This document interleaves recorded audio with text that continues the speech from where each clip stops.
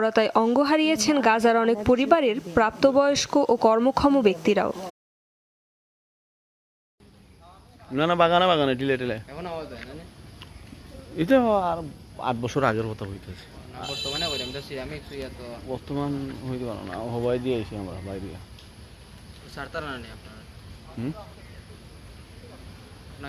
ওই তারা আমার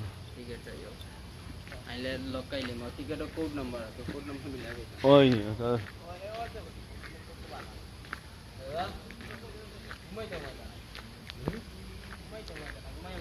হাই লন্ডনে